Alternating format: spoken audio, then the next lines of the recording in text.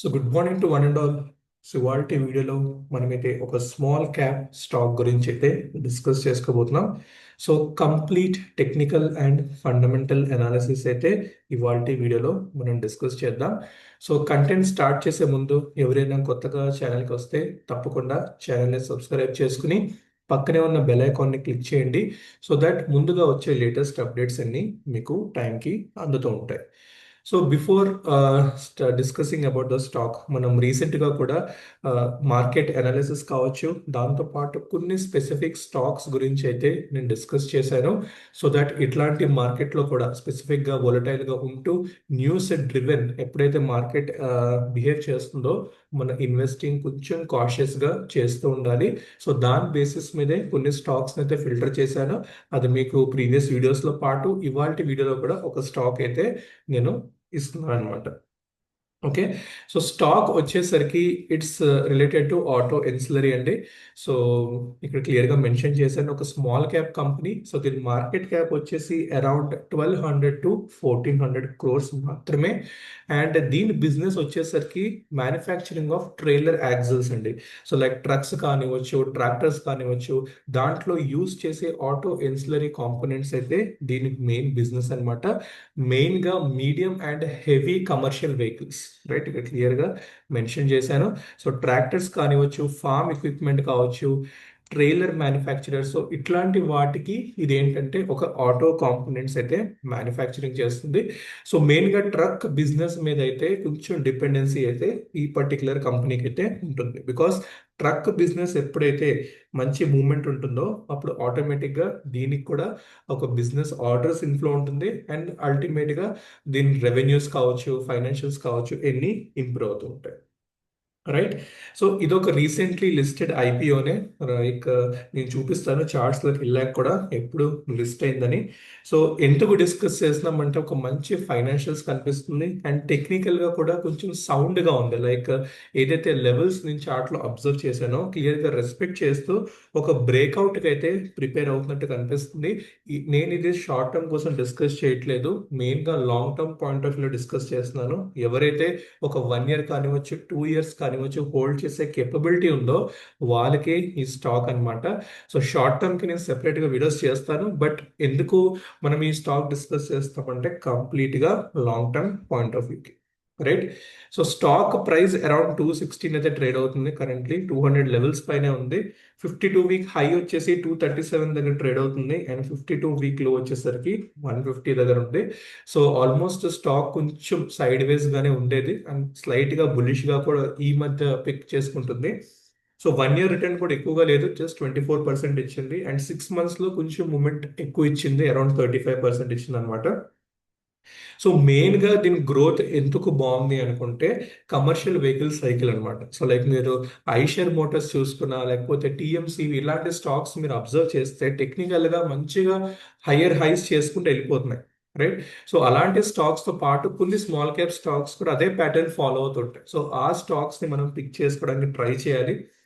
So మెయిన్గా ఇదొక point. దాని తర్వాత దీని కెపాసిటీ ఎక్స్పాన్షన్స్ కూడా చాలా బాగా గ్రో అవుతున్నాయి. లైక్ 50% ఏదైతే మనం యాక్సిల్స్ అన్నామో which is used in this heavy vehicles, so వాటిలో ఒక మంచి గ్రోత్ అయితే ఉందన్నమాట.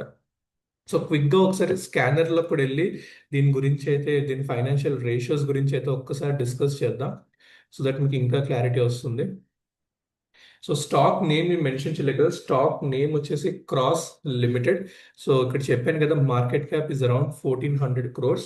పిఈ వచ్చేసరికి 28.7 దగ్గర ఉంది. And return on capital employed 21.7. So det కూడా ఉంది 60 crore, slightly negligible because debt to equity 0.13 ఉంది. So when ever debt to equity ratio 1 కన్నా తక్కువ ఉంది అనుకుంటే అప్పుడు మనం స్లైట్లీ నెగ్లిజిబుల్ గానే చూడొచ్చు. సో హై అండ్ లో కూడా నేను మెన్షన్ చేశాను. కరెంట్ ప్రైస్ 222 ఉంది, రైట్. సో ఇదన్నమాట basic details. Pros and cons చూస్తే డెట్ కూడా రెడ్యూస్ అవుతుంది అండ్ ఫైనాన్షియల్స్ కూడా లాస్ట్ 5 years కంపేర్ చేస్తే బాగా ఇంప్రూవ్ అవుతూ ఉన్నాయి అనమాట. ఓకే. సో దీని పీర్ కంపారిజన్ కూడా చేసుకుంటే మనకి జిఎన్ యాక్సెల్స్ ఈ ఈ స్టాక్స్ అయితే మీరు వినే ఉంటారు కదా, ఈ స్టాక్స్ మీరు వినే ఉంటారు. సో ఈ స్టాక్స్ దీనికి కొంచెం పీర్ కంపిటీటర్స్ అనమాట. అపార్ట్ ఫ్రమ్ దట్ ఇంకేం మేజర్ పెద్ద పెద్ద కంపెనీస్ ఏం లేవు. ఆటోమోటివ్ ఎగ్జల్స్ కావచ్చు, ఆర్ఏసిఎల్ కావచ్చు. సో అలాంటి ఏదైతే ఉన్నాయో దీని కొంచెం పీర్ కంపిటీటర్స్ ఇక్కడ మెన్షన్ చేయలేదు అది, రైట్. సో సేల్స్ కానీ ఇవన్నీ చూసినా మీకు ఒక స్టడీ గ్రోత్ అయితే కనిపిస్తుంది. ఆపరేటింగ్ ప్రాఫిట్ లో కూడా కొంచెం అటు ఇటు ఉన్న ఒక కొన్ని క్వార్టర్స్ లో, బట్ లాస్ట్ 2 క్వార్టర్స్ తో కంపేర్ చేసినా కూడా మీకు మంచి మూమెంట్ అయితే జనరేట్ అయింది. ఎవ్రీథింగ్, నెట్ ప్రాఫిట్ కావచ్చు, లేకపోతే ప్రాఫిట్ బిఫోర్ ట్యాక్స్ కావచ్చు. సో ఫైనాన్షియల్ రేషియోస్ కూడా ఒక స్టడీ గ్రోత్ అయితే కనిపిస్తుంది అనమాట. సో క్విక్గా ఒకసారి టెక్నికల్స్ గురించి మాట్లాడుకుంటే, నేను చెప్పాను కదా రీసెంట్ గానే ఇది లిస్ట్ అయిన స్టాక్ లాగా చూపించాను ఇక్కడ. ఎప్పుడు లిస్ట్ అయింది? సెప్టెంబర్ 2024లో అయితే ఇది లిస్ట్ అవడం జరిగింది, రైట్. సో దీని హై వచ్చేసరికి అరౌండ్ 270 ఉంది, అండ్ లో వచ్చేసరికి సమ్వేర్ అరౌండ్ 151 దగ్గర ఉంది, రైట్. కరెంట్లీ ఈ రేంజ్ లో ట్రేడ్ అవుతుంది. మీకు కొన్ని స్టాక్స్ చెప్పాను, షాడో ఫ్యాక్స్ అని. ఈ స్టాక్స్ గురించి డిస్కస్ చేస్తున్నప్పుడు ఎప్పుడైతే ఒక ఐపీఓ హై బ్రేక్ అవుతుందో మనకు ఒక మంచి మూమెంట్ వస్తుందని క్లియర్ గా ఎక్స్ప్లెయిన్ చేయడం జరిగింది. సో ఈ పర్టికులర్ స్టాక్ కూడా ఇన్ కేస్ 225 అండ్ 230 లెవెల్స్ పైన క్లోజింగ్ అయితే మాత్రం ఈ లెవెల్స్ టెస్ట్ అవుతుంది 270 దాకా. సో కొంచెం కొంచెం ఎవరైతే అక్యుములేట్ చేసుకోగలుగుతారో అక్యుములేట్ చేసుకోండి. వన్స్ అది 270 బ్రేక్ అయితే ఫుల్ క్వాంటిటీ అయితే మనం దీంట్లో ఎంటర్ అయ్యి ఒక మంచి స్టాప్ లాస్ అయితే బిలో 220 రూపీస్ అయితే నేను స్టాప్ లాస్ ప్లేస్ చేయమని అయితే చెప్తానమాట. ఇన్ కేస్ మీరు 270 పైన ఎంట్రీ ఇస్తే, రైట్. ఈ లో అనేది లాంగ్ టర్మ్ స్టాప్ లాస్ అనమాట. ఈ లో బ్రేక్ అయితే సైలెంట్ గా ఎగ్జిట్ అవడం తప్ప వేరే ఆప్షన్ అయితే ఉండదు. ఎందుకంటే ఈ లో కూడా బ్రేక్ అవుతుందంటే సంథింగ్ నెగిటివ్ థింగ్ ఉంది. అది మార్కెట్ పరంగా కావచ్చు, లేకపోతే స్టాక్ రిలేటెడ్ కూడా టెక్నికల్ గా వీక్ సెంటిమెంట్ అని ఇండికేషన్ అనమాట. ఓకే. సో ఇదన్నమాట ట్రేడ్ ప్లాన్. దీంట్లో కరెంట్ లెవెల్స్ లో అయితే 225 పైన ఎంట్రీ ఇవ్వచ్చు. ఇది ఒక ఫస్ట్ టార్గెట్. ఇది కూడా బ్రేక్ అవుతే 270 ప్లస్ ఒకవేళ స్టాక్ మూవ్మెంట్ ఇస్తే మనకి 300 అండ్ 350 అయితే మిడ్ టర్మ్ వరకు ఈ స్టాక్ డెలివర్ చేయొచ్చు, రైట్. సో ఇది ఒక very important technical levels cross కి. సో మీరు ఆల్రెడీ ఇన్వెస్టెడ్ ఉంటే మీరు ఆల్రెడీ లో లెవెల్స్ అయితే పర్చేస్ చేసి ఉంటారు. ఎవరైతే ఫ్రెష్ గా ప్లానింగ్ చేస్తున్నారో ఈ లెవెల్స్ అయితే ఫోకస్ చేయండి.